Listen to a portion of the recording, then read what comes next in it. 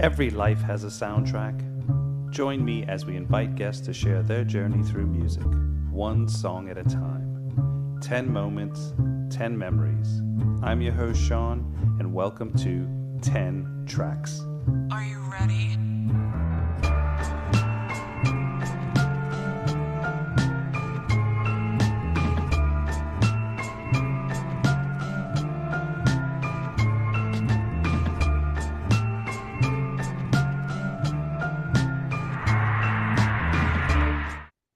Welcome to 10 Tracks. My guest today is Vitto. Vitto is a Chilean composer and multi-instrumentalist artist, internationally recognized as a transgender artist and composer.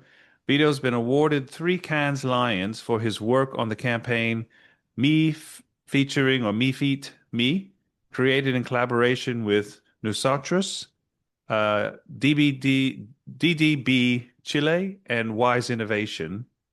Uh, Vitto, welcome to 10 Tracks. Thank you. Hi, Sean. I'm very pleased to be here with you. Please tell me where you are in the world. Right now, I'm in Santiago de Chile, which is, yeah, the capital of Of my Chile. country. In South America, it's the end of the world practically. Yeah, and the longest country ever. Yeah. I haven't been to your country, sadly, but there was some discussions with some other work that I do to possibly go there and to do some work with them around. It's in healthcare and with the government and that. So, but I haven't had a chance to physically do that. It was something was shelved last year. So sadly, maybe it's still going to happen. So we'll see. But tell me, But if tell you me about come, I can show growing. you the city. Sorry. But if you come here, I can show that the city is it's not the biggest city ever, but it's a really pretty place. Yeah, no, I'd love that. Tell me about growing up in Chile and how or Santiago.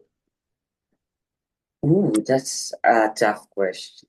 No, I wouldn't say it's tough. I mean, growing up, I'm the younger sibling. My sister, my big sister, she's a doctor. In my family, there's no musicians. There's no people that play instruments at all. My 2 parents are accountants.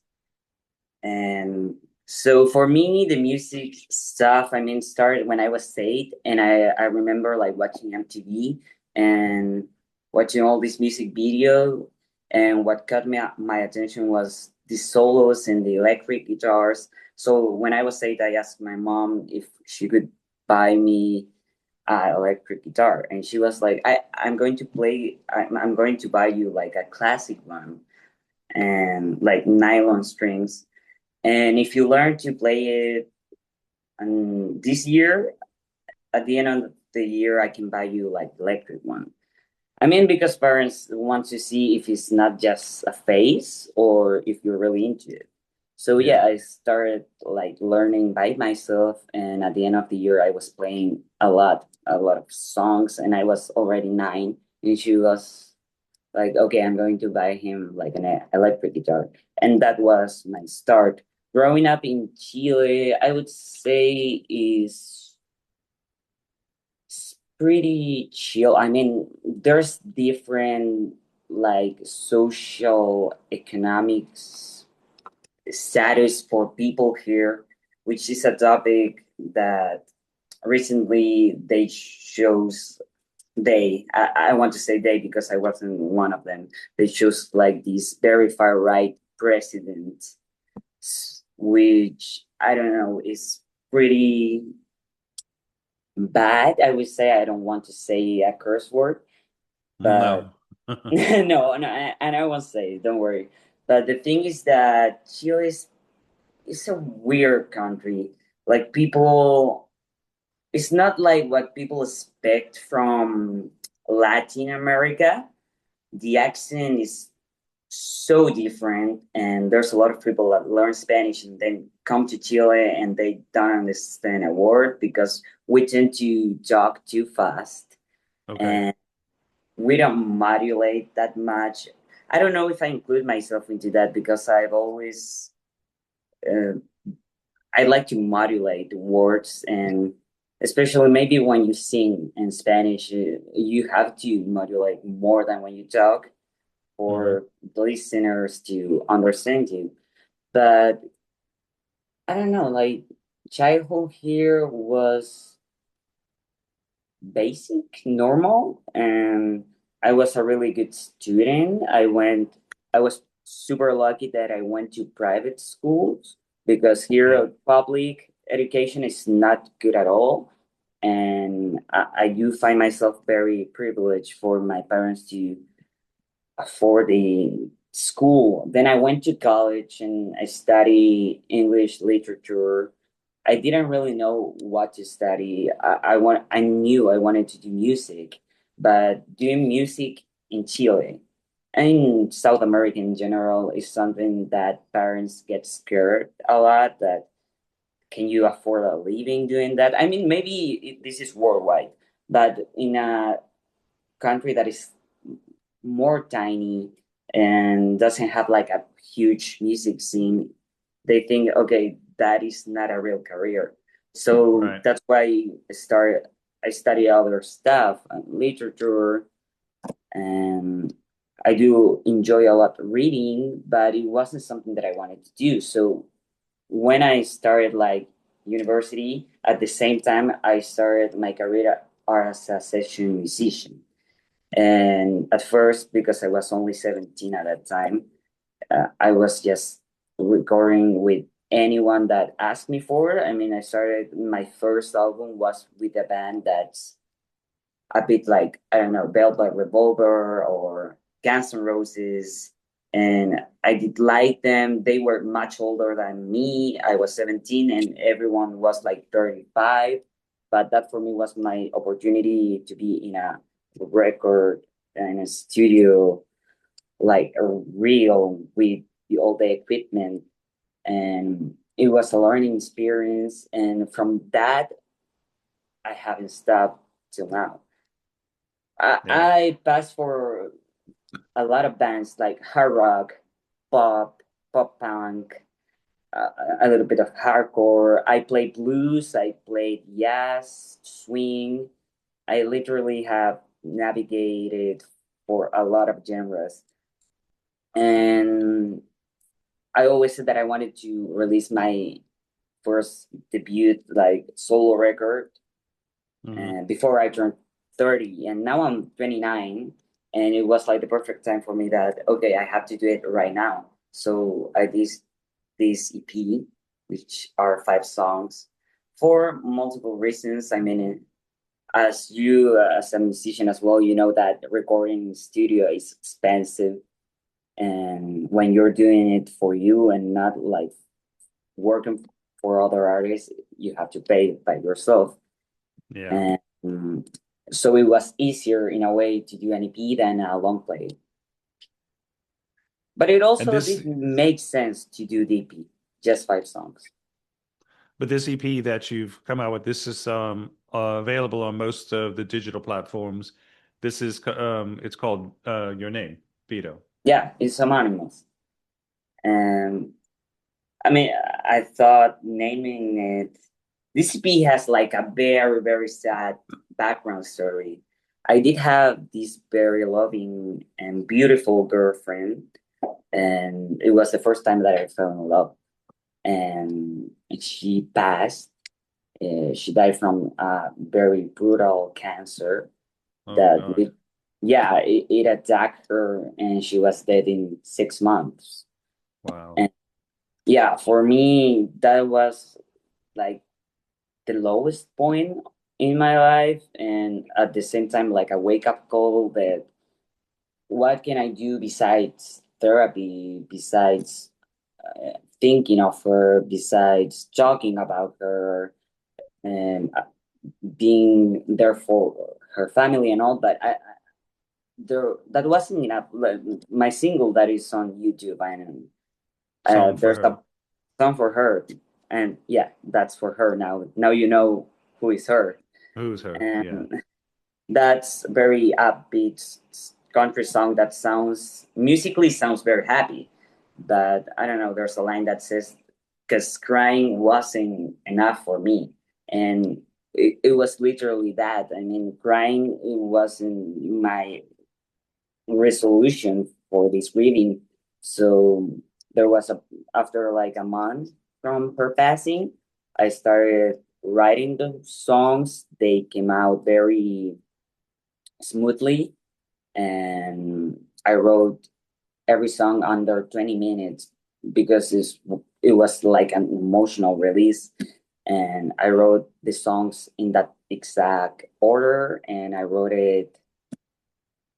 Uh, I mean, there was like a goal I put in my head, like I'm going to write a song for her each Yeah. day. And there was like 5 days of writing, and I put myself like this challenge. If the song doesn't come out in 20 minutes or less, it's not for the album, it's not for her. Because for me, honoring That's a her, big challenge to put to yourself as an artist. yeah, yeah, it is a big challenge. Because as a musician, you know that sometimes there are songs that you write about music or lyrics and then you let it be for months until Yeah. you grab it again. The single you have a video you've for that. That's for Song for Her, I think I've seen. And you Yeah. directed and created the whole video, right? I mean, I co-directed with filmmaker that happens to be one of my closest friends Okay. here, and he's really amazing. He's a huge film enthusiastic like me, so we do love like Martin Scorsese Yeah. and old movies, and we thought we have to do this kind of Clint Eastwoods, but at the same time, not that Western because this is a cowboy that is grieving, but it also a new cowboy. And yeah, I'm really glad you watched the music video. It almost, not knowing the backstory now that you just shared it with me, and it's a beautiful story, but very sad. I almost felt like in the video, the woman in there was a ghost. Could she Yeah, just come in and go? And so that was kind of like in the back of my mind, I was seeing that like she wasn't really there or she wasn't staying there. But I wasn't, again, I didn't know how to put yeah, put that together. It was just my first impression when I watched it and listened to the song, which I really like your music. I think it's very melodic, although it's got that country kind of nod, I guess, because it's not like yeah. you're doing country music, but you do have a nod to country, and obviously through this song. But I feel like your voice and the songs sound it was very melodic as well. It can go more pop, it can go more country, but it still had that melodic sound to it with your voice that fit really well. So I really liked it. Thank you. That means a lot. I mean, for me, it is very important that this music didn't have like a target, like on people, like specifically on age. I think like someone that is 70 or someone that is 20 can enjoy it, Hmm. and it is very melodic. I would say that's from my background growing up with the Beatles. Being the Beatles, one of my favorite bands ever, and I that's why I like adding like layers of backing vocals. I did Hmm. every different voice there, but like the Beatles when they started and they all sing and different melodies. Harmonize. Yeah, they harmonize really well, and I always been a fan of harmonizing.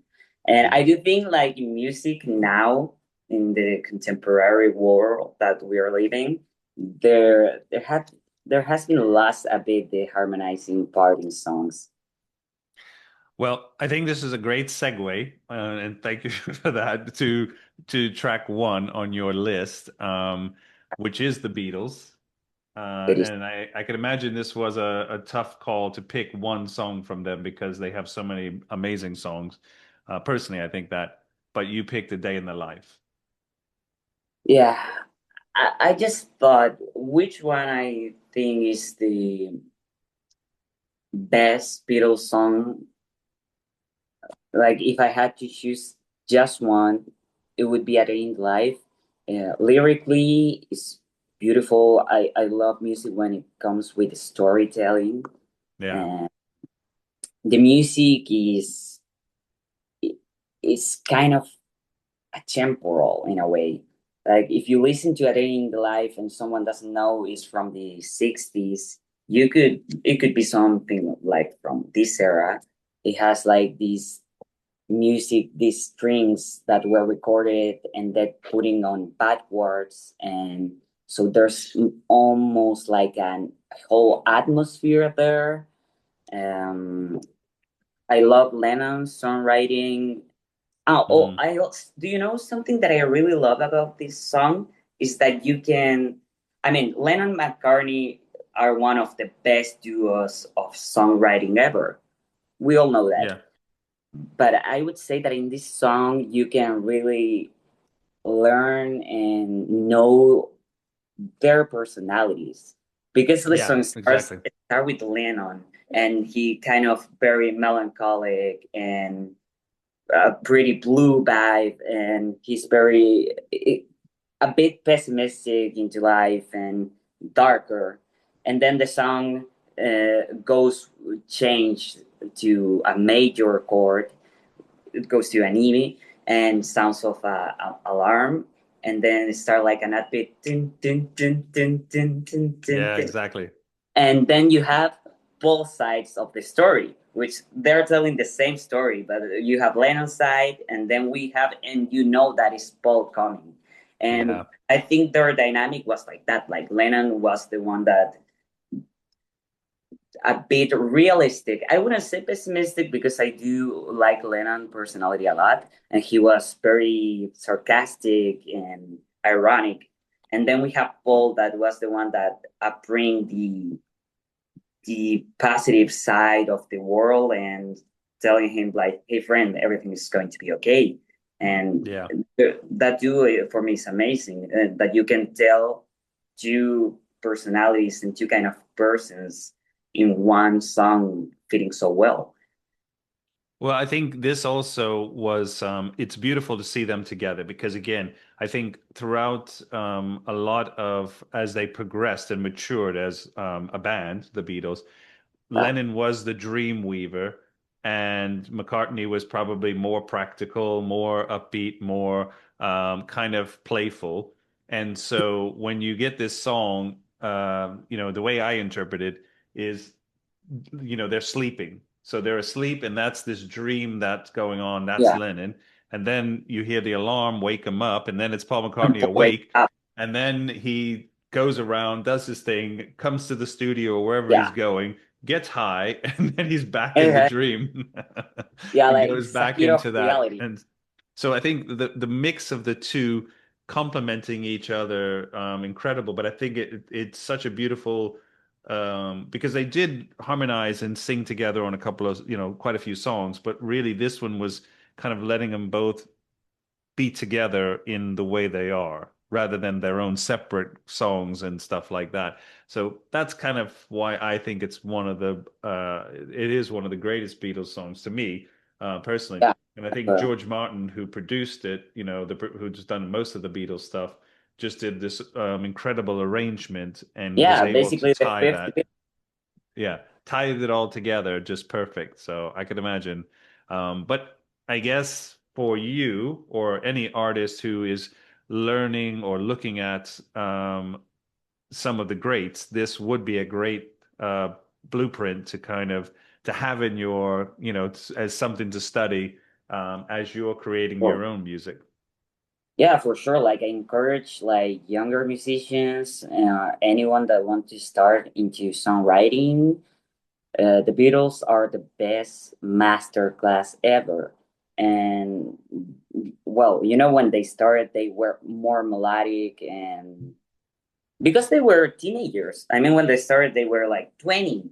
I Yeah, mean, yeah, younger, but when they got famous, they were 20, 21. So the songs, like, I don't know, like All My Loving or She Loves You, the vibe is from a teenage boy like who's dating and all, and but harmonizing beautifully. And the bass, I mean, for me, Paul McCartney's bass lines are like incredible. incredible. Like if you listen to All My Loving, that song wouldn't be the same without that bass line. And Yeah. they were super young. Also, Ringo Starr.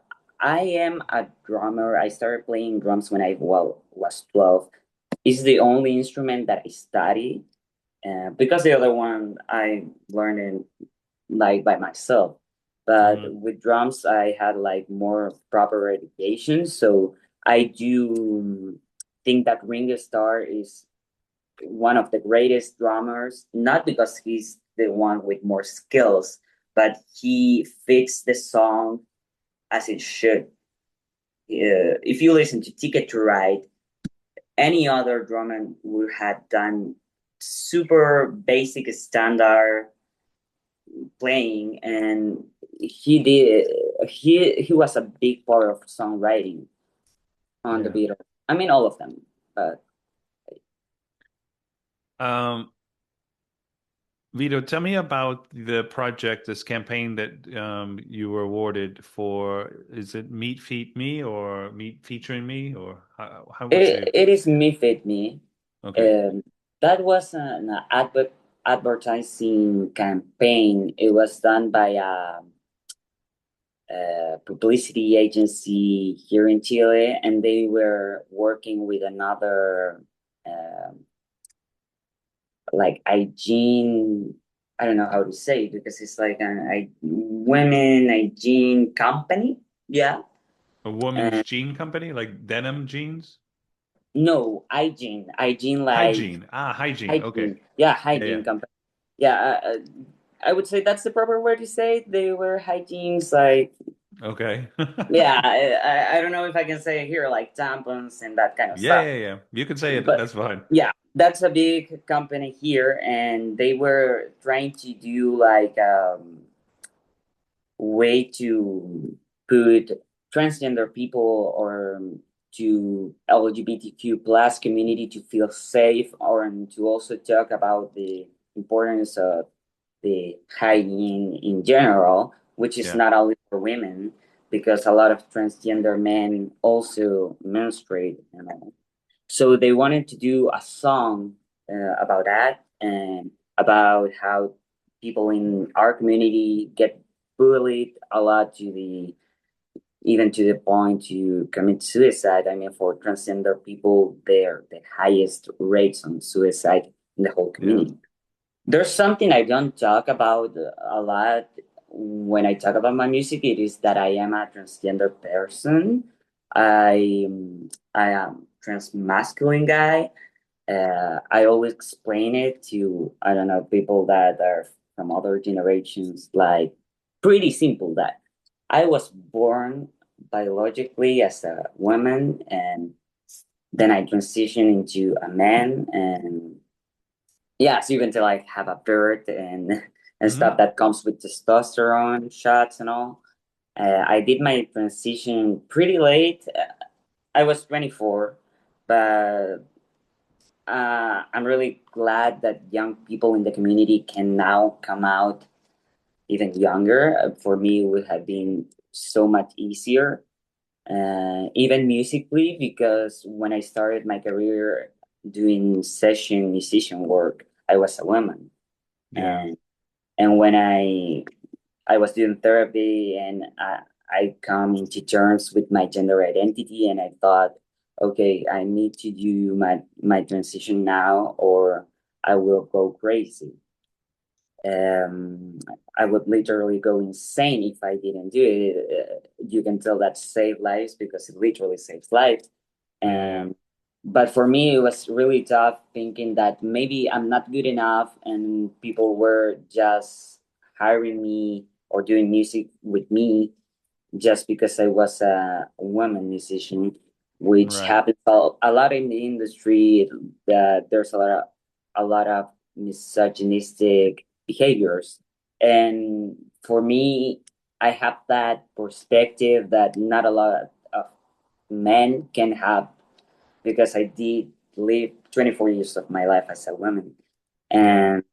and I do know how men treat differently when you're a woman. And then I transitioned. Now I have a bird, and now I have like a deeper voice, and now they see me and they perceive me as a man. and the way they behave with me is so different. So Right. so this Did you have a campaign, strong support group though when you were doing the transition? yeah, I was very lucky to have family and friends. Yeah. And for my parents, I would say for my mom, was the hardest. She was in a bit of denial, I would say, for a year, and it is kind of a grieving as well. But right now, we have like a beautiful relationship between the two of us. We were always super close, and I know parents don't supposed to have favorites, but in my family, we are only two children, my big sister and me. And I would say my sister tends to be more closer to my dad since forever. They do have like a bond that is different, and I would say because both of them are more introverted, they're shyer, and they don't talk as much. And with my mom, we have this strong bond, and I would say I'm her favorite because we are the both of us are more extroverted and Yeah. very intense when it comes to everything, like politics and music and any kind of critic sense of way that we have. So I would say for her it was harder because we have this closer relationship. And I'm sorry that I went all this background of No, my no, no. childhood, I think but we wanted to touch on that anyway, so I appreciate you yeah, bringing it up and sharing. I think I can imagine this must be tough for anyone who is in the same shoes as you and is really identifies differently to what they were born. What kind of advice or what do you think is the best way? Because obviously having a good community network or friends and family that are supporting you, but you know, you don't want people to feel like they're suffering and take the most extreme, which is, yeah. suicide or things that they're not happy with their life. So I think having positive ways that they can, uh, I mean, you know, yeah, like you said, it's very important to have like a support and a good network view, family, friends, but also I would advise a lot to talk to other people from the community. yeah, I think that sharing experiences helps a lot to know different perspectives, like how different and at the same time how similar our experiences are as a trans person. When I was thinking about transitioning, I would say that helped me a lot. Finding, I'm super glad that we are born in an era that you can communicate with people from here or different places in the whole world that are happening by the same, yeah, and talking to your peers about it, talking to other transgender people. For me, I even found like persons that were transgender and did the transition after 40s and after being married and after having hmm children. And for them, they always encourage you to, if you are and you want to do it as soon as possible is the best. You don't have to hide yourself, um, because even though I was young, 24, I would have loved to have experienced my life as I'm living now as Vito.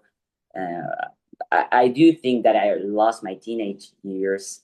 So I would say talking to peers and having a networking, learning different experiences, um, it can change depending your family's bond, social, economical, religiously. yeah, I of know it's course, very difficult for people that live with families that are very religious. So having peers and having another people from the community works and is very helpful. yeah.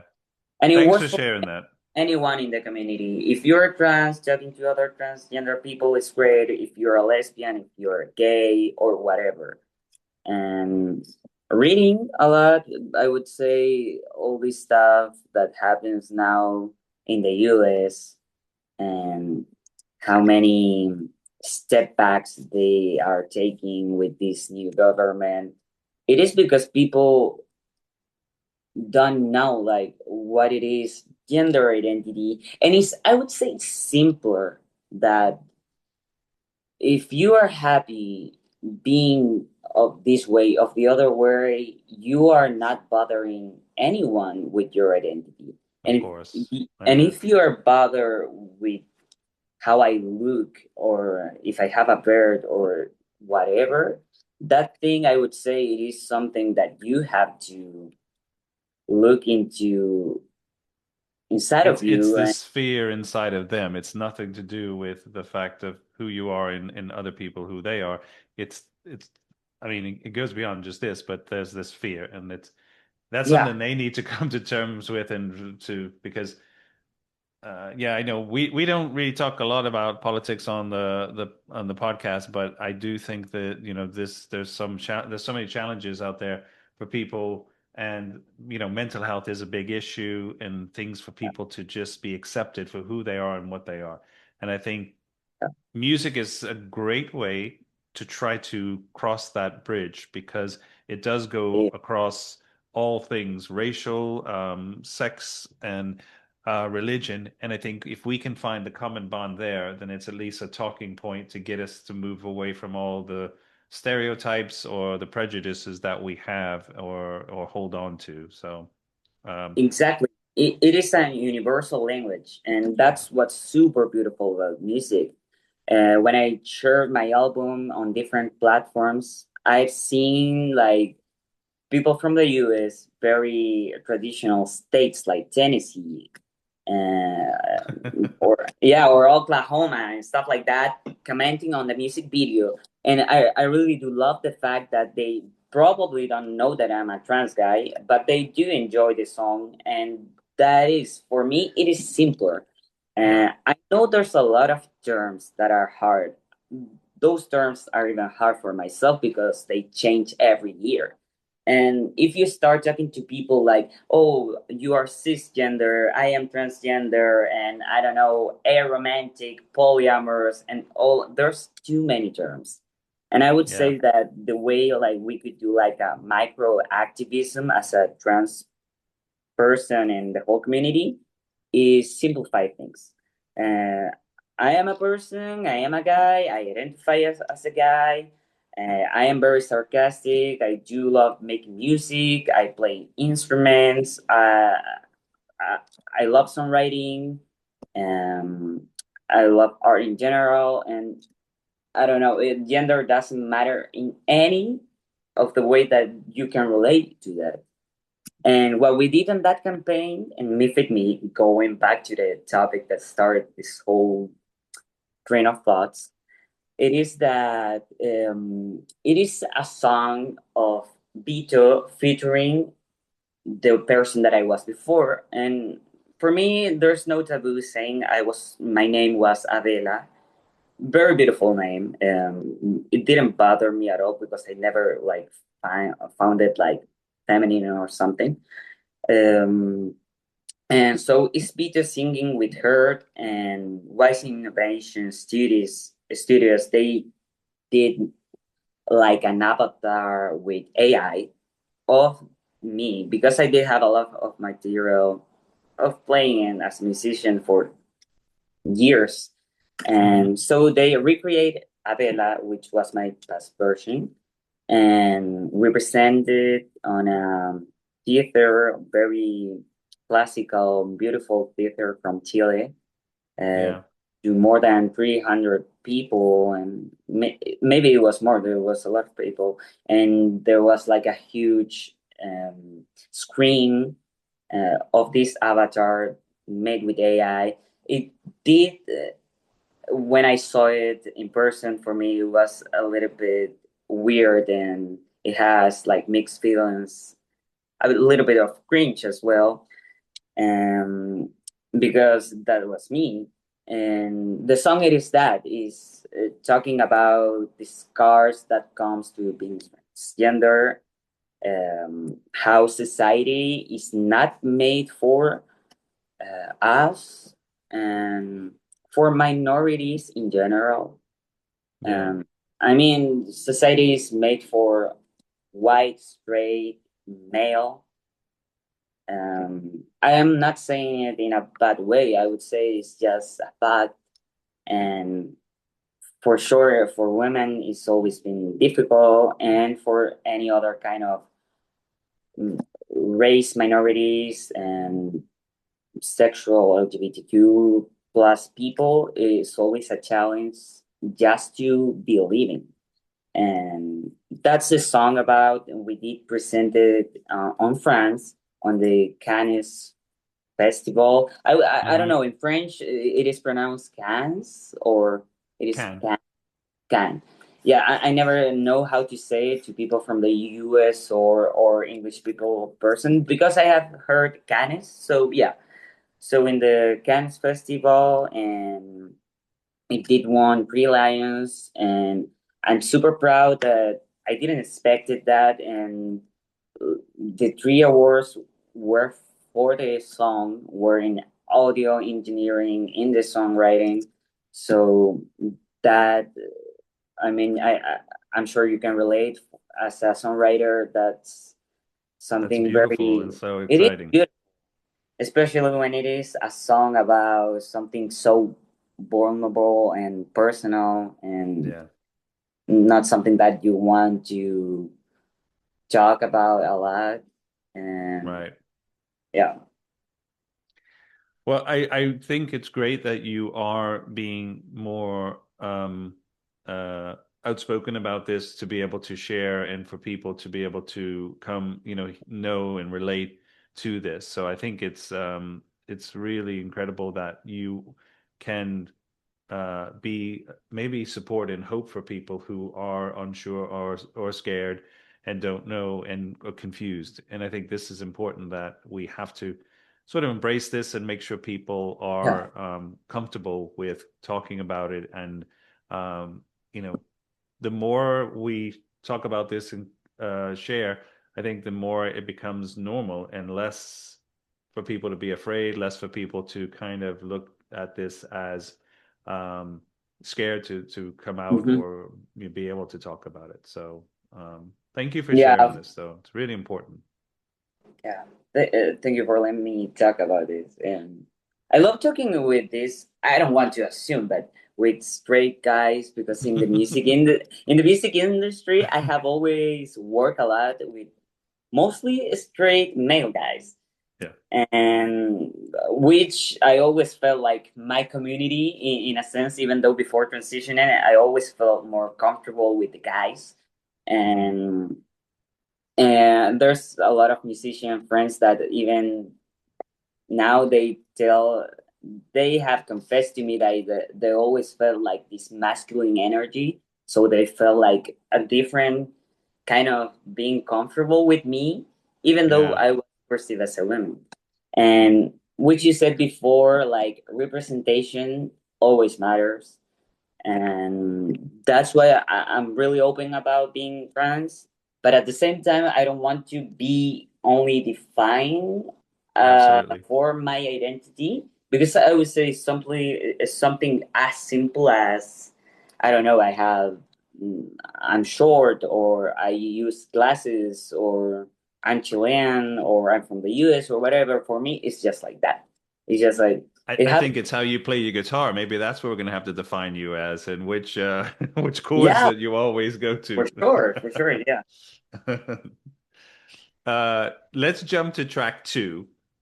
Ooh, track two is one of my favorite songs ever. For sure, it is inspired this record. I love Johnny Cash, and I grew up on Johnny Cash just because I found the movie Walk the Line when I Uh-huh. was around 8 or 9, and I became obsessed instantly. I loved the way this guy was a loner, even though he had love and the way he told stories through songwriting and his voice. I mean, Yeah, that voice, awesome. that guy, that was a gift from every god ever. The voice of Johnny Cash. His songwriting is amazing. Folsom Prison Blues is a song that Johnny wrote after he watched a movie with the same name. He Yeah. was at this motel and he saw that movie. And I would say maybe a lot of songwriters, we are very obsessive. And he, that movie caught his attention because it was about people that were um, running away from a prison. And for Johnny Cash, there was a sense of liberty in every kind of aspect. He was an advocate for the minorities as well, Yep. and he felt very compassionate about prisoners, and that's why he recorded that famous album at Folsom Prison. Yeah, And exactly. Folsom Prison, it has this riff which is very iconic. eh, I'm not a person that love to play covers. I love playing my music, but this song I would say is the one that if I have to play a cover, it is Folsom Prison Blues. It has this very iconic riff starting on C7 and then it's upbeat. I play it with a foot tambourine going with the Uh-huh. beat. Yeah, yeah. Yeah, it's always funny because people, even if they don't know the song is catchy. If they know English, the song is super funny. Uh, I don't know, probably or not. I remember listening to Johnny talking about the songwriting of Folsom Prison, and that line when he says, "I shot a man in Reno just to watch him die." Yeah. He didn't know which was the reason of shooting that man, and then he thought, "What's the creepiest and most without a sense of shooting someone?" It was just to watch. It's more profound than the song because the song kind of has a sort of softer tone, but then when you said this, it's a little bit deeper, Yeah, and makes you think and kind of figure out why are they in that situation, what brought them there. So yeah, yeah, it is. It is. Why did you kill him? Just to watch him die. It is very serial killer kind of thinking.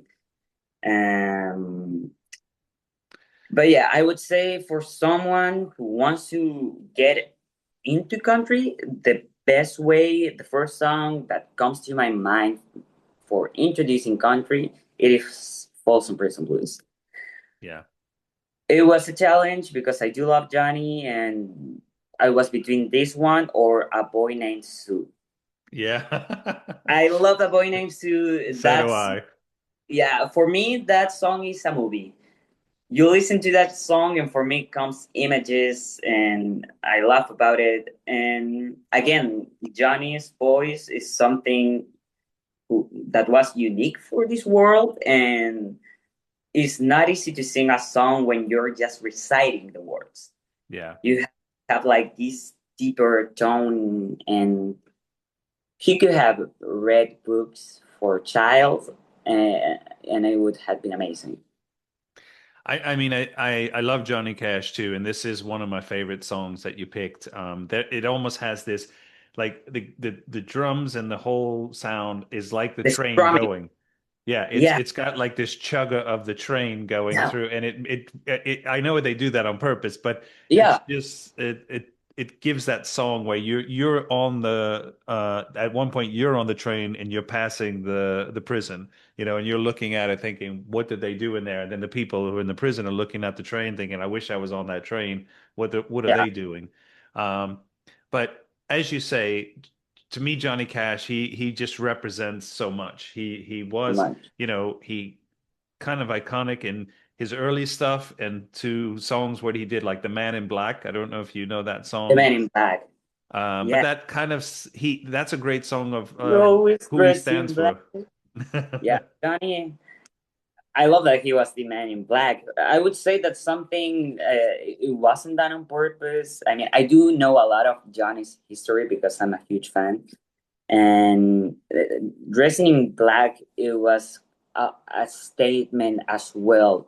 And as you said, like the man in black, when he says that he's singing for the people that doesn't have a voice, Yeah, and being in I black, love that. it's like, yeah, it's like being when you grieve. When you grieve, you're dressed in black, and I would say he was grieving for all that people. And about the thing about the strumming of Folsom Prison, that was when Johnny started and he played with the Tennessee Two, this two, his band. They Hmm. didn't have a drummer. So Johnny, and when you see the very few videos that they are, he was the one doing the beat and the strumming with his guitar. Yeah, He mostly didn't really play the strum, the guitar. He was doing like a mute, palm mute strumming and doing the beat only with the strings muted. And that's a sound that's beautiful and very simply minimalistic. I did want to do that with my album as well. hmm, Johnny is not that old. People sometimes think that he's older, but he was from the same era of Elvis. In the beginning, and they were on the same record label. And yeah, Johnny started like opening for Elvis, and they were seen very similar. Johnny, when he started, he was very religious. He wanted to do gospel music. He was raised in a neighborhood of mostly black community people. So he was very into that kind of gospel and soulful music. And that yeah. inspired him a lot into his melodies. But I remember an interview of him saying that he wanted to do gospel, but gospel didn't sell as well as country music in that era. So that's why he began with country. And then later on, we have a lot of albums that he talks about Jesus Christ. There's a song called Were You There When They Crucified My Lord? And he played that song with the Carter family, with the Carter Hmm. sister, one of his wife, June Carter, and her sisters. And it's a beautiful song played with a mandolin and just that in a guitar. And I do believe in God, but even if you are not a believer, that song is very beautiful. Like Yeah, emotionally, yeah. brings you a lot of feelings. I think you can take the song and even just spiritualize to it. Yeah, in You don't your have to own way. put, this into one specific thing. I think it Yeah, can transcend. So, yeah. We are all spiritual people in our different ways. So yeah, absolutely. Let's jump to track three. This is Heart with Dreamboat Annie. Dreamboat Annie, same name of their debut album. Um, I don't want to go a lot too deep into that because Heart is one of my favorite bands. I would say it's Beatles, Heart, and that's the big two, and then I go with the other artists I have named. But when it comes to bands, Heart, it is a band that was formed in the 70s. They went to Canada to record this record, Rainbow Danny, because the some members of the band were recruited on the military, so they were running away from that. So they went to Canada and they did this beautiful record. For me, Heart is a band that it is like if the Beatles and Led Zeppelin had a baby, it would Hmm. be Heart. They do rock music. They started with psychedelic sounds, a lot of guitars, a lot of synths, and so they're very Zeppelin-ish in a way. And but at the same time, they do harmonize a lot. Um, they're very melodic. And Wilson is one of the best voices ever. I chose Dreamboat Annie. Uh, it was very hard for me. But Rainbow Rani is a song very. It has this guitar made by Nancy Wilson that is a finger picking style, very beautiful. It has a banjo played by Roger Fisher, the former band member of Heart. It has a lot of harmonies. There's even a reprised version of this one on the same record, and Ann Wilson played the flute, and it's very beautiful. It has like this country vibe, but at the same time, it's not. Um, the songwriting again is very storytelling. So I would say the first three songs that we have start talking today are very storytelling. Yeah. Um, I became obsessed with ships, and my last song of my record talks about a sailor who navigates, and the ship has sailed, and like a metaphor of the guy that is accepting the grief. And Rainbow Granny, it is a bit like that. And I do respect the Wilson sister a lot as musician. In that record, you can find another tracks that are more like a lot of Led Zeppelin or Black Sabbath, and a lot of 70s Hmm. experimental synths, weird sounds, a lot of solos doing two or even three guitars. Something very interesting about Heart is that they were a rock band when they started, but they had this guitarist who was Ann Wilson's sisters, Nancy Wilson, who mostly played a lot of finger style, finger picking patterns. And Dreamboat Annie, we have the song Crazy on You on that same record that start with a solo, with that acoustic guitar solo that even though it's an acoustic guitar, that is a very rock feeling Hmm. that Nancy. It's very aggressive in a way. It is done in a minor chord and A minor, and after that it goes very like quietly to a Spanish, uh, like a Spanish knot, I would say, and then yeah, again start like a bit of flamenco, and boom, start the electric guitar with the classic riff Robert George Fisher did, and the dun dun dun dun dun dun. Dun. You Yeah. probably know the song. Yeah. Yeah. Um, Yeah. Of course. so that record is amazing. Rainbow Danny is beautiful. Hard as a band is great. They experiment with a lot of styles. In the 80s, they try to do more power ballads, and they were number one with these rims. Hmm.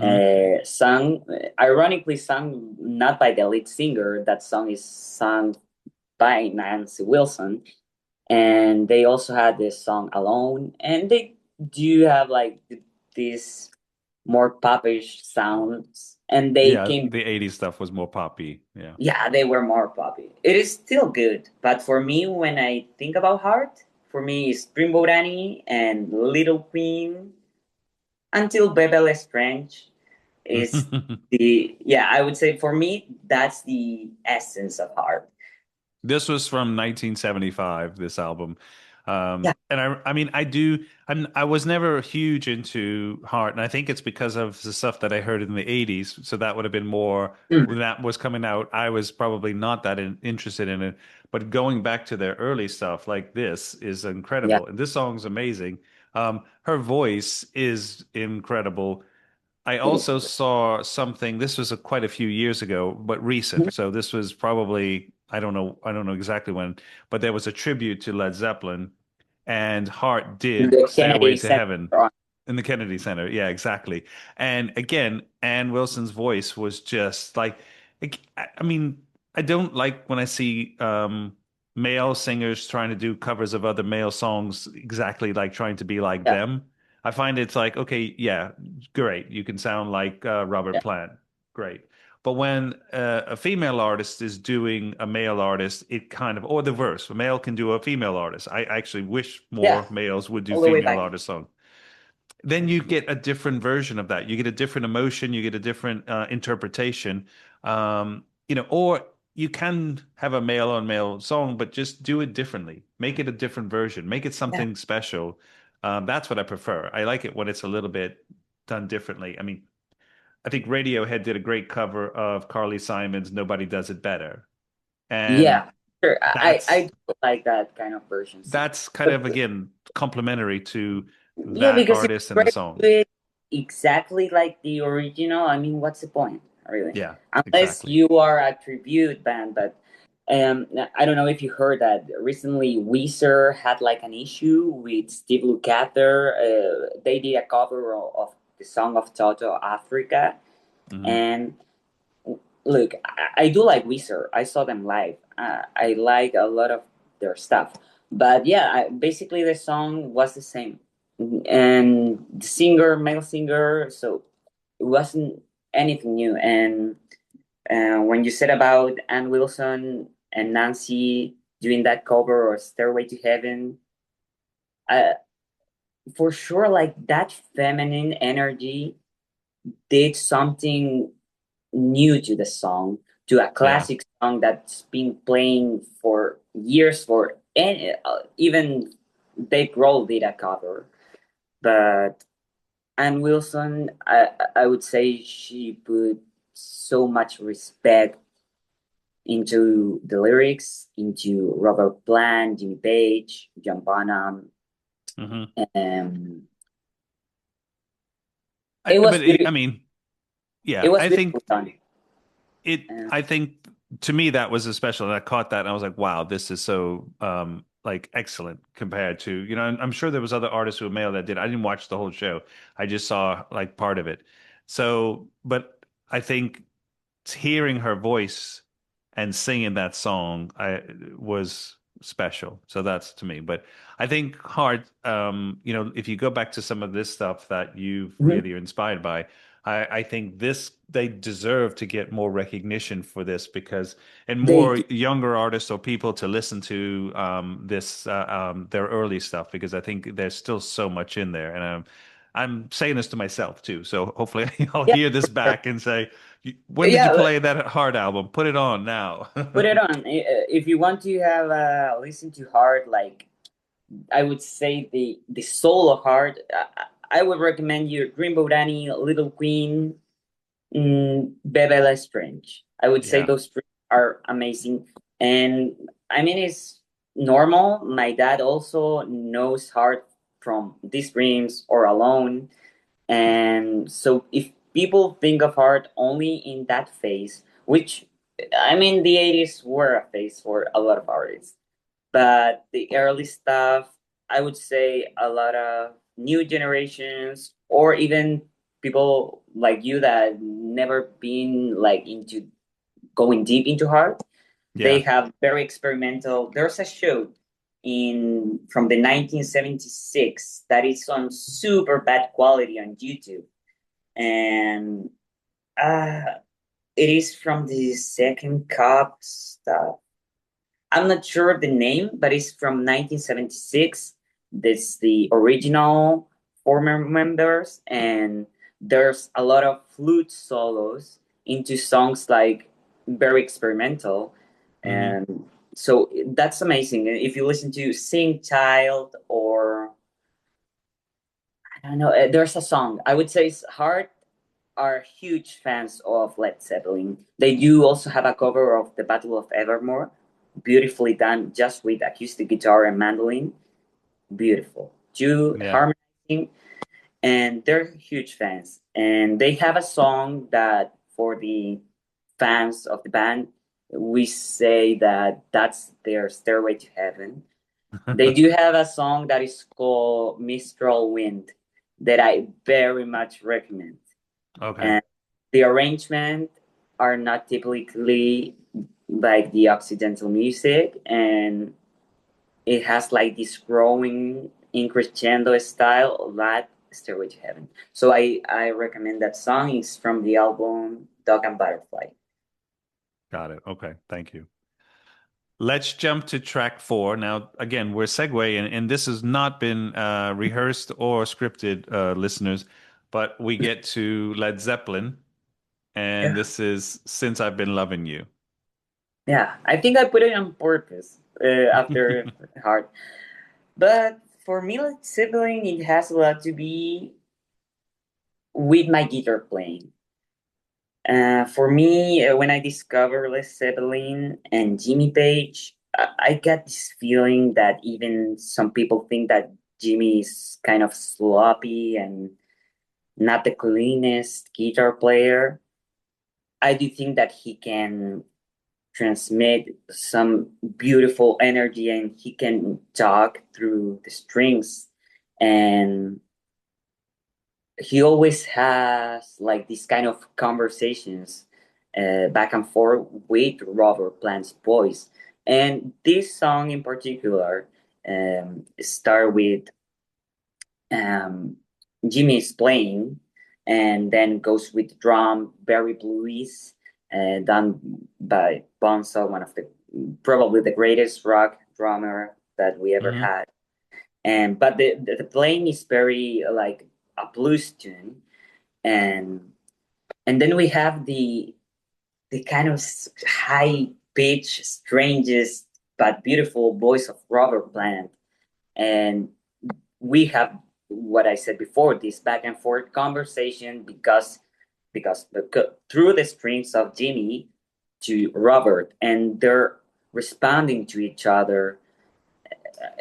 I would say that's one of my favorite tunes from Led Zeppelin because of that. Because we have Jimmy has never sung ever, but he talks through the Yeah. guitar, and he in this song is super well done, and like the complicity they had. Um, yeah, I again, if someone younger from like I don't know in their 20s or even younger, and they haven't listened to Led Zeppelin, this song is an atmosphere. You can turn all the lights off, close your eyes, and just feel it in your flesh. That what happens to me with this song of Led Zeppelin. It's Yeah. more than music. It goes way beyond music. You can feel it through your veins. And well, I'm very intense, but that's how I feel about this song. And, I I think and they've taken the. I mean, obviously they're a blues huge influence on their music. The early blues and stuff, and obviously they've taken a lot of great blues songs and made into their own, which they've made incredible versions of. But a lot of times, I think people forget the blues when they hear Led Zeppelin because it's yeah, so mixed in with rock to where it's almost like a new genre of music where they've married the two together so well. yeah, And so I think people just hear the guitar, the drums, and then the voice. So it takes it to a different level. I remember being quite young, being into punk, being into um, kind of some 80s music or early 80s, but also then revisiting things like Led Zeppelin. And they were probably my favorite. The Doors, Jimi Hendrix, which oh yeah, again, love yeah. them too. But I think the one that stood out was a lot of the Zeppelin stuff. I think Which one is your favorite tune that you would say of Led Zeppelin? uh I think one of my favorite songs was Over the Hills and Far Away. It's off of House. I think it's off Houses of the Holy. I don't remember which album it's off of now, Yeah, but I always forget some of the name of the tracks because yeah, there are sometimes they're really long. Um, That's probably one of my that favorites. And then Babe, I'm Gonna Leave You oh, is that's another. bad. Yeah. Very nostalgic, and then goes to the very upbeat tempo of the drums. It's beautifully done. Going to California is another one that I really love, Oh, and the beautiful. guitar on that is just That's incredible. amazing as well. Yeah.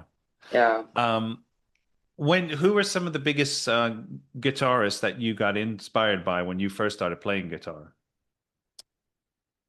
When I first started, I would say,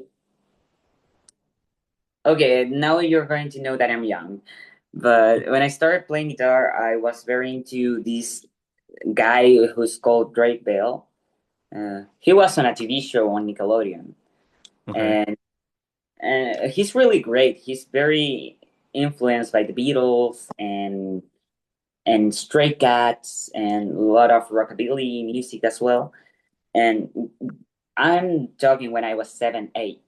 And I would say when listening to his music at that age inspires me even to listen to the Beatles because I was watching him on TV and then I watched an interview and he said that he was a huge Beatles fan. Yeah. Uh, so then I gave a jump to the Beatles and that was my first um, approach to guitar players.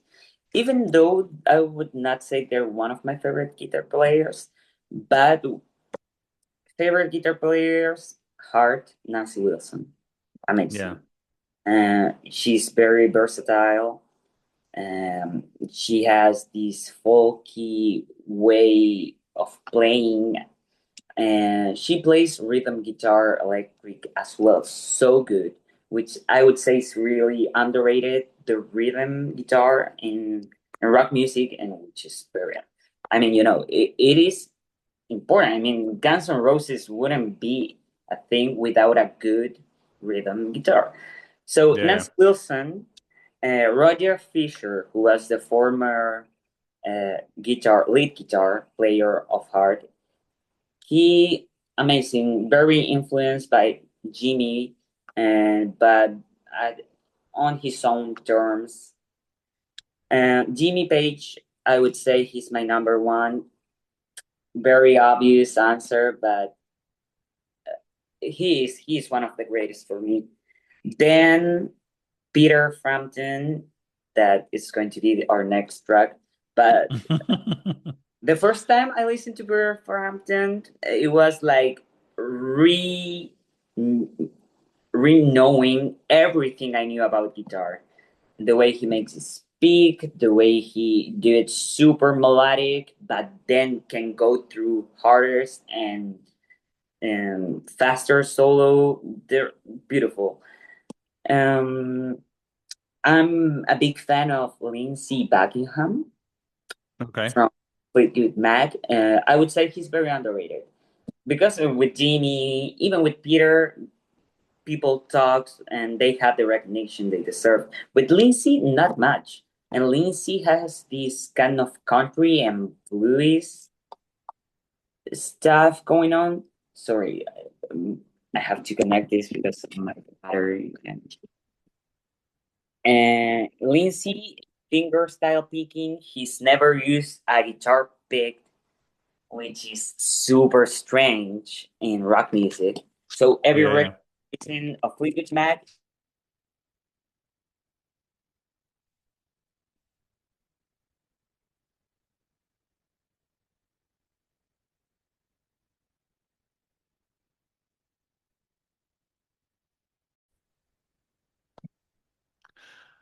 So that brings us, like you said, to track five. This is Peter Frampton. Do you feel like we do? Yeah, this song changed my life. Uh, yeah, in a lot of ways because also because I would have loved to have been born in that era and watching this guy with long hair and the way they dress. People nowadays they say that I don't know, like the youth dress androgynically and weird, but I love the 70s. They all dress very colorful and the way they wanted. Being trans, I remember looking into this guy playing without a shirt, and I was like, I would love to play it at a festival, very rock style and without a shirt and sweating it up. And and this song is so long. This song lasts when he plays live about 15 minutes. Yeah. And I enjoyed every part of it. It's very melodic. Um, I have heard about interviews of Peter saying that he literally wrote this song waking up hangover, and exactly like this song says, and but at the same time feeling very trashy about it. And this song is beautiful um, in a lot of ways. Also, that Peter never plays it the same. He used like some of the hooks, like the guitar hooks, the same, like the most iconic ones, but he always changed stuff. I'm very nerdy when it comes to gear on guitars and on pedals and amps. And Peter always changed the tone. Hmm. Sometimes he add overdrives to the end. Sometimes he doesn't. Sometimes he used the neck pickup, and other times he used bridge. He changes a lot. He is a big Les Paul fan, and I am a big Les Paul fan. Okay. And All right. yeah, That was going to be my next question. What guitars do you play? my The Les favorite. Paul. My guitar of choice is a Les Paul. I have this standard one, which is a Gibson Les Paul Gold, which is so beautiful. The neck is from the, it has this 50s neck, which is kind of like a baseball bat in a way. Okay. Uh, Rounder. yeah. Um, for some, is too thick. For me, it doesn't matter. I think it gives you a bit of stability when it comes to play. You have to get used to when it comes to solos because it's easier to do solos when when the neck is like more mm, slim in a way. But I like it. It has stability. I love the white sound of a Les Paul. I don't care that they weight more, and it is very personal choice. I do like the humbucker cover. For this one, I do use two Les Pauls. I have that one with the humbucker covers, and I have the other one that has this humbucker, the zebra ones. That one I use it when I want to play something more hard in a way that I have to use more distortion or fuse that is more chaotic, and for distortion that's perfect. It's very versatile, the one I use, the gold top. That's what I like. You can play blues, you can play rock, you can play pop music, you can play country. I do enjoy that of the Les Paul, and personally something that I very enjoyed and it fits so well with me. Hmm. uh, Besides that, it has like a very bigger sounds like compared to a Stratocaster. But I also like the shape. For me, when it comes to play, I like to put my elbow or the arm, and I like to have like that way of putting into the shape of the guitar. Hmm. It works better. I do also have a Duo Sonic, a Fender one. I use that for alternative stuff when I have like more funky stuff, more like Nirvana, grunge, and also I use it a lot. I do have played with a lot of pop artists here, and that one has a humbucker and a single one. So I it has a single on the neck, so I use that one a lot. It is different, but I do enjoy that as well. But Yeah. for me, if I had to marry just one guitar, it would be a Les Paul. Les Paul. Okay. Let's jump to track 6. This is Cheap Trick, Surrender. Very standard song, very well known. I would say it's so well known in the US. I put this song here and no clue. Nobody But knows it. Oh, no. yeah, it's amazing how I mean they were in Chile again before I was born, and in the 1990. Uh, Chip Rick, another big influence. Rick Nielsen is again, underrated, but I love his personality. For me, music is not everything about how you play, but at the same time, like what are you transmitting with your playing? Yeah. And yeah, I mean, you can know someone just for playing, and that happened with Rick Nielsen. He can You can read his vibe when he's playing. Like this guy's crazy. He's throwing picks all over the place. He's throwing it on her mouth. He's playing with his tongue.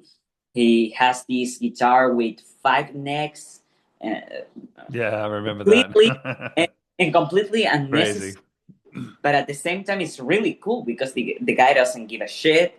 He's the one that made Chip Trick has the checkerboard style. Yeah. He's fun, and I'm a huge fan at that. I make my guitar picks words the camera inspiring. Yeah. Inspire on Rick Nielsen. Yeah. So yeah, I'm a big fan of Rick. Oh, And cool. the band is also very versatile, I would say. They do write. Rick Nielsen is the main composer of the song. I chose Surrender because it was the first song that I listened to and got me into Chip Trick. And it's very teenage in a way, like very teen. And I mean, I listened to that song and I wish that I was 17 in that era, in that Yeah. time when they released it.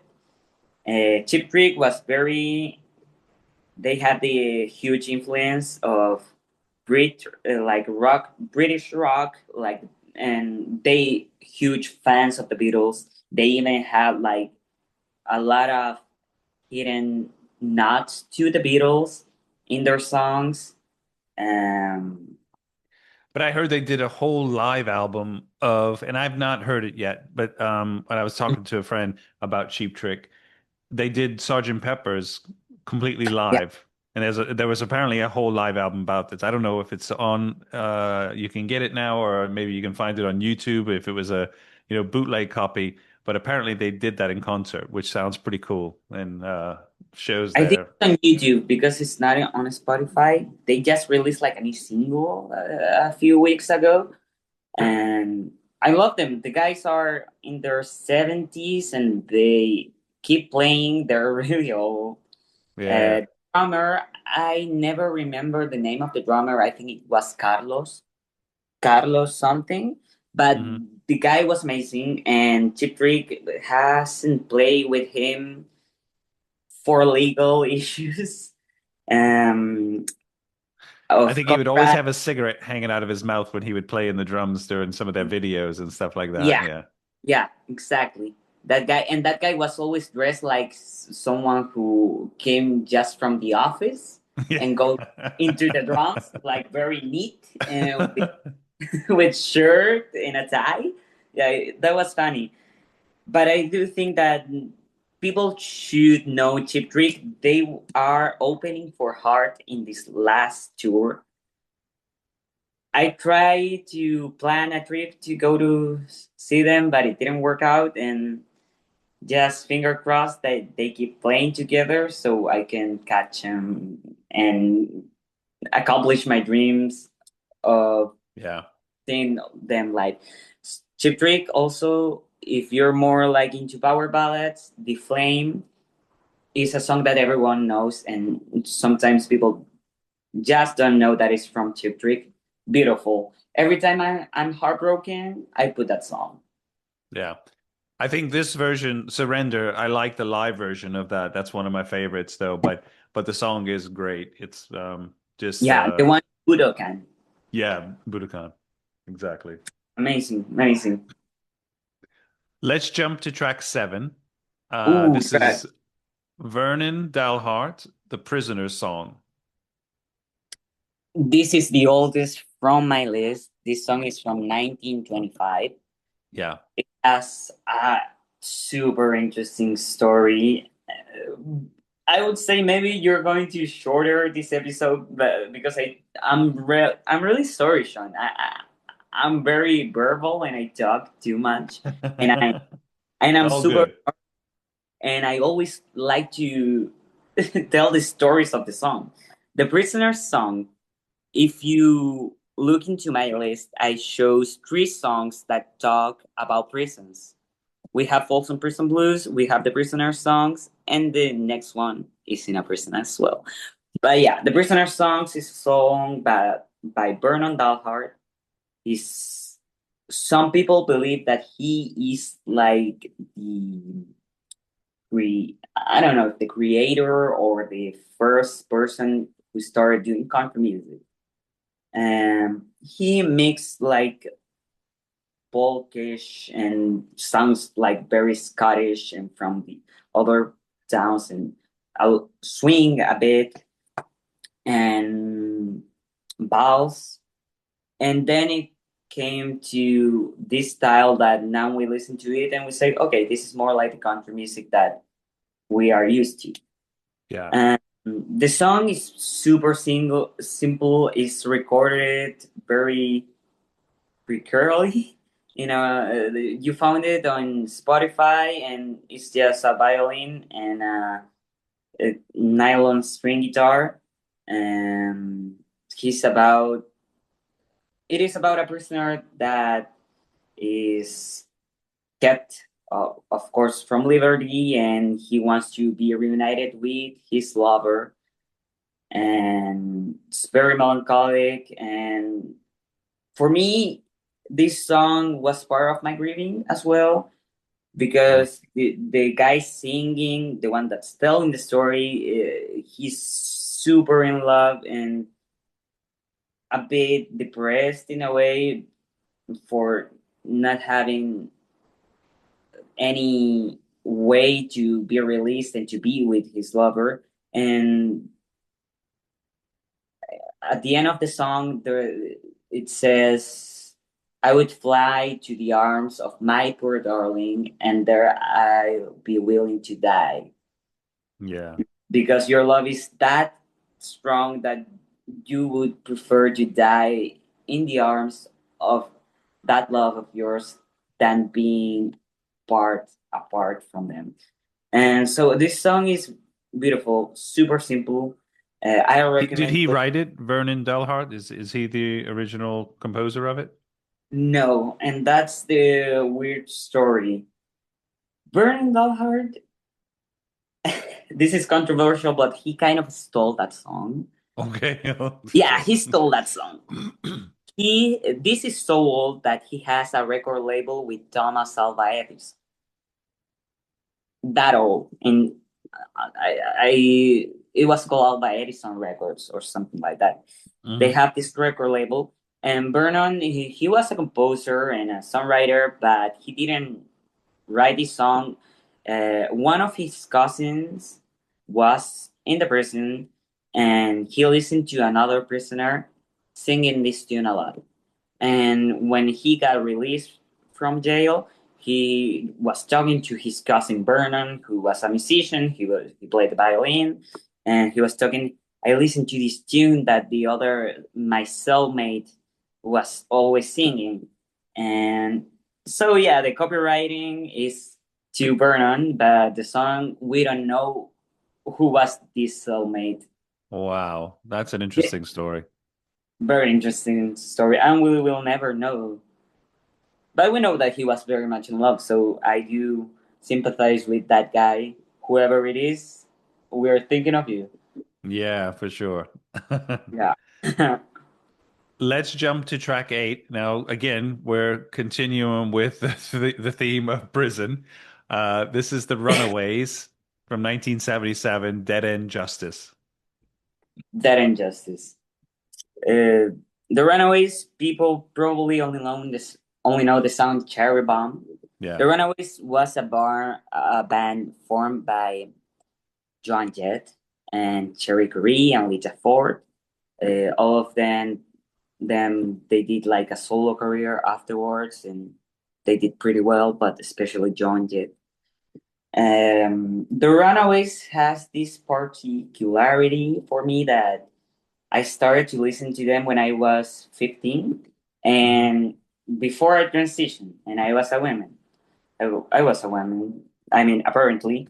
And so I formed this all girl band because for me, I wanted an all girl band because we were in a way minority as well. There were a lot of guys in my class that play guitar or anything, but I didn't want that. I wanted an all girl band, and Okay.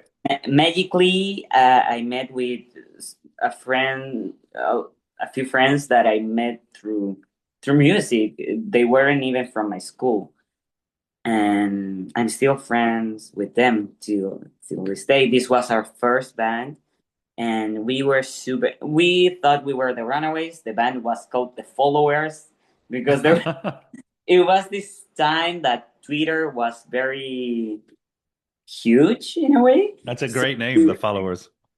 we were the Followers, and we were just 15, and we played shows at different schools, public schools, and like these trashy shows that when you're younger and you just go to a place that the amplifiers even won't work, and there's like this music mixer that is super uh, awful and from the I don't know from the 90s, but it was a fun time.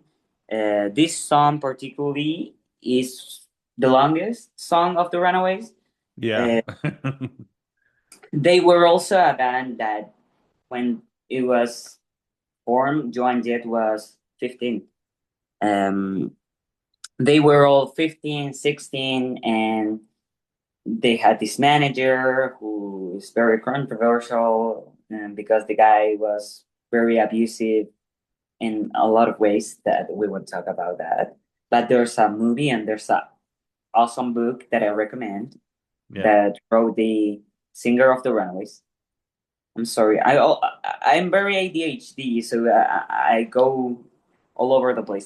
But this song is also in jail, and I do like the complicity in the members in the Runaways. Mostly Cherry Curry was the lead singer, but Joan Jett was a really great singer as well. So she sang a few tunes, and in this song, they both sang, and it is like a kind of conversation and of a girl that going to juvie because they're young, then they don't go to jail, and Juvenile jail, yeah. juvenile jail. Yeah, and it's like I don't want to go to juvie, and it has like the dialogue that it's spoken, and it has. If you listen to it, the second part of the song it start with like a marching band, just snare drumming pattern, and it makes you feel like you think about militaries and we are in a prison, and it has a great guitar solo. I would say it really is a way that you can know who were the Runaways. They were that. They were teenagers doing rock music. In when you're young, especially maybe in that era, and being a woman in music, it was very difficult. They went super big as an artist in Japan. When they went there, they have even a record live in Japan, Hmm. and it was a very short career, which is Yeah. really interesting. They lasted like a couple of years, I would say maybe four, maybe. And then Cherry had like a whole personal problems of drug substance abuse, and she left the band. And then Joan Jett stepped into the being the lead singer, but it didn't last long. And then Joan Jett went solo, and as well, Right. not record label wanted this punk woman, very masculine, um, like I would say the word for in that time, like very degenerate. She was called for the way she was, and yeah, this song is part of my teenage years. And the Runaways, I would say, again, underrated and not well known band. And also, they have Cherry Bomb, which was a song that with my band we played constantly on repeat. We play that song, and maybe we don't know how, but we made that song very popular. Hmm. This was in 2009, 2010, and we made all of our friends know that songs because we were playing that. We were playing a bit of Zeppelin, a bit of Sabbath, also newish stuff like Paramore and The Pretty Reckless or stuff like that. But there were a lot of guys or girls our age that was like, that song is awesome, what song it is, and we were, this is Cherry Bomb. and Yeah. and yeah, and so we got in a lot of people into the Runaways. It's they definitely were before their time, and they definitely had to fight with all of the boy or male bands to really get there to be seen. And but I think they were super influential for women in music Yeah. to get into music, to get into punk, to get into just picking up instruments and playing. So I think that they did that. When Joan Jett went solo, I obviously on MTV, she was very popular. So they Yeah. did actually, I think, even though maybe she was slightly masculine or androgynous, um, I think that still worked in her favor because the songs were so good and it was like rock. So at the time, they would play it on repeat, and those songs would just, I mean, even her version of Crimson and Clover, the cover was, Oh, beautiful. excellent. But um, I think that the Runaways, as they were, I think they just got overlooked, and it's a shame because I know they made a Yeah. movie and they've tried to make some, and I think I've heard them on the radio recently, Cherry Bomb, of course, but I think it's Yeah. sad that they didn't get as much respect as they deserved, and so it's Yeah. good to see But them on your list in particular. thank you. I do think that a lot of female artists, yeah, the Runaways are, like we talked before, and about everything, is representation matters. And the Runaways, I've seen different, like, all female bands, and they are like the niche group that always know the Runaways. Yeah. As you said, Joan Jett as well. Very important, very important. I saw her live. She's amazing and super punk, like very repetitive riffs. But that's it is. The cover of Crimson and Clover is great. She has a lot of covers that are better than the original. Yeah, She I think so. had Androgynous is a song that's really great done by her, which is a cover. Everyday People, I think it is a cover as well. Hmm. So yeah, amazing artists, like very complete as a, and I do love her. I love her a lot. Let's jump to track 9. This is Fleetwood Mac Dreams. Yeah, we talked before. I named Lindsey Buckingham. Yeah. I got into Fleetwood Mac very late, very very late, because in when we think about rock bands of that time in the 70s, Fleetwood Mac were, and I'm talking about Fleetwood Mac with Stevie Nicks, not the Hmm. Fleetwood Mac that was before, but which is the Fleetwood Mac everyone knows. That Fleetwood Mac was softer in a way that the other bands. They have two females, um, and the guitar player Lindsay never used a pick, so that was different as well. Um, Mac Fleetwood. This band is a mix between British musicians and American musicians, which was the greatest idea ever because I would say that maybe influenced the music and the sound in everything. Because when they were Fleetwood Mac back in the UK, they were doing more blues, like super standard blues with different singers like Peter Green and many other vocalists they had. Yeah. Then they went to the States. It's super weird the story because they had this lead singer and he he entered into a cult. So they lost him. Okay. Yeah, that's super. I That's don't remember that story, but yeah, that sounds like it just sounds like something a band does. You know, like we lost our singer because he joined the cult. yeah, and it is bizarre.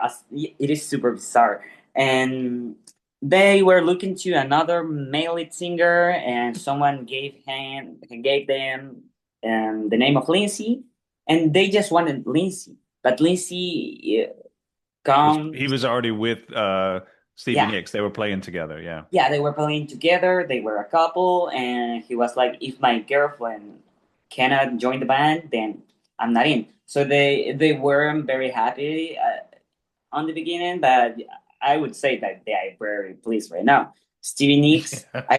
I chose this song, which is a classic. This Yeah. song, even though you don't know Fleetwood Mac or anyone, and I always say that because my parents has very different music tastes as me, so they never that music taste of mine. It doesn't come from them. They listen to really good music, but very different. Hmm. And but even them, if you put Dreams, there's a song that's been on the radio since 1976 or 77. It was released. It's from the album Rumors, which is Yeah. the most well-known album from Fleetwood Mac. It is an amazing album because it is like a soap opera, which was happening in the band. I don't know if you know the story, like Lindsay and Stevie separating and breaking up, and we have the Christine with John McBee, which were a married couple, the bass player and the Keyboard. keyboard and pianist, and they were divorcing. And even Mick Fleetwood was divorcing, but it didn't matter in a way because the girl wasn't in the band. But there were a lot of beef going on in the band at that time. So that album is very raw. I love that. Yeah. It's super emotional and it has a lot of resentment as well. The song Dreams is beautiful because this is one that Stevie wrote for Lindsay, and it's a lot of metaphors like the bad things will, as George Harrison said, all things must pass. It's basically that same stuff, that same motto. And Stevie says thunder only happens when it's raining, which is Yeah. a phrase that I find